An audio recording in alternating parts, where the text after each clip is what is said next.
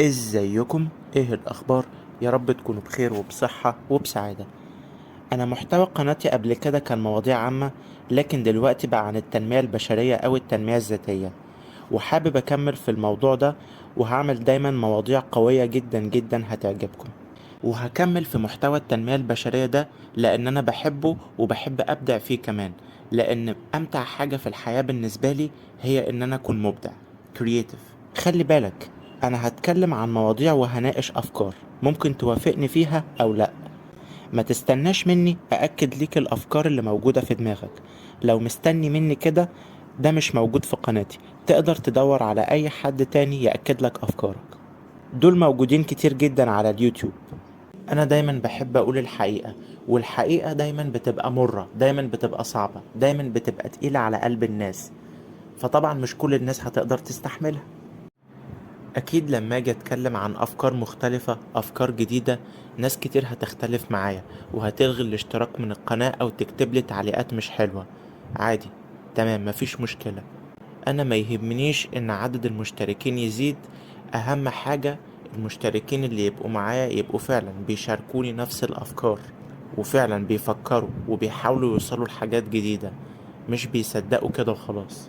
اما ممكن تكون بتتضايق لو بتسمع كلامي، لان انت ممكن تبقى مزوخي ولا حاجة فبتستمتع بكلامي. وفي مواضيع هناقشها بجراءة، هكون جريء وانا بشرحها. ما تصدقش كلامي وتمشي ورايا وخلاص، لا، لازم تشغل مخك. انا بس بفتح ليك الطرق او بوجهك، واسيبك انت تفكر وتجرب بنفسك.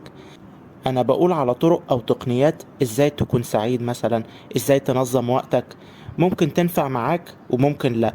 في التنمية البشرية تقنيات او طرق مختلفة كتير جدا، تقدر تقرا وتحلل وتجرب وتشوف ايه اللي بينفع معاك. وارد جدا اقول حاجة تنفع مع حد تاني بس ما تنفعش معاك انت، فلازم تقرا وتكتشف بنفسك وتجرب وتحلل وتشوف. انا بساعدك كمان في انك تفكر وتبص للامور بشكل عميق، وتفهم الحاجة وتكتشف حقائق محدش اكتشفها قبل كده. وبحب لما اتكلم في اي موضوع احلله كويس جدا، احلله واشرحه من اساسه، من جذوره، واوريك كل تفصيلة صغيرة ومتوسطة وكبيرة. طبيعي كلامي يتغير من وقت للتاني، لان انا انسان بتطور وبتعلم وبكتشف حاجات جديدة، او ساعات بغلط وبطلع اقول انا كنت غلط في كذا كذا كذا. عادي، ممكن اغلط، انا بشر في الاول وفي الاخر. خلي بالك، انا بطلع بيك السلم الاول واحدة واحدة، واحدة واحدة. يعني بتكلم الاول عن الاساسيات، زي حاجات انت بتعملها غلط ازاي تبني نجاح، وبعد كده مواضيع اعمق، مواضيع اعمق واعمق، مواضيع تبان خيال او ملهاش معنى، لحد ما تختبرها وتجربها وتتأكد منها. دايما بحاول اجيب ليك احسن الحلول اللي تساعدك في تطوير حياتك وتخليها احسن، مش تعيش حياة سطحية. بساعدك انك تعيش حياة اغلب الناس مش عايشاها، مش مجرد بس تروح الشغل تتفرج على التلفزيون وتقضيها تسلية ملهاش اي لازمة، او حياة قايمة على الماديات زي ادمان الشراء، شراء موبايلات، شراء هدوم، او ادمان القهوة والسجاير، مجرد بس متعة لحظية كده علشان تحسسك بقيمة حياتك وخلاص. لا لا لا لا، انا هساعدك دايما في تطوير حياتك. خلي بالك، اغلب الناس مش سعيدة، اغلب الناس مش عايشة الحياة اللي هي عايزاها، اغلب الناس مش ناجحة. ولو مشيت على كلام الناس، يعني ما تلومش الا نفسك في النهاية. كمان هخلي عقلك منفتح، ومنفتح بدرجة كبيرة جدا، بشكل كبير جدا. هخليك دايما تشوف افكار مختلفة انت اول مرة تسمع عنها، افكار هتصدمك.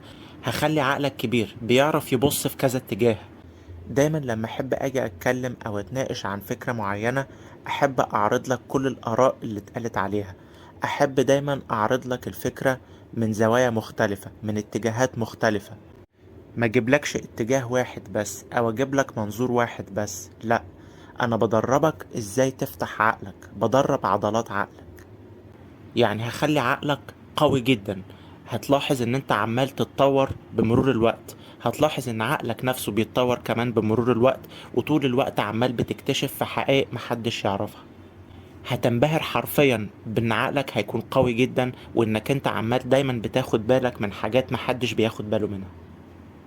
ولما بحب اجي اتكلم في موضوع معين لازم اخد الوقت واشرحه واحدة واحدة بالراحة، ما بقاش مستعجل وانا قاعد بشرحه، ما اختصرش، لا لازم اقول المعلومات كلها كاملة. ما بحبش نظام الشورتس او الفيديوهات القصيرة اللي بقى منتشر وبقى عامل زي الادمان، لانه بجد حاجة خطيرة جدا جدا. لازم اخد الوقت واكون هادي ومزاجي رايق واشرحهولك واحدة واحدة. وانا قلت قبل كده ان الاختصار مش حاجة حلوة. قلت لو الدكتور مثلا انف واذن محنجرة ما راجعش المراجع كويس، اكيد عمرك ما هتثق فيه في ان هو يشرح لك اي حاجة.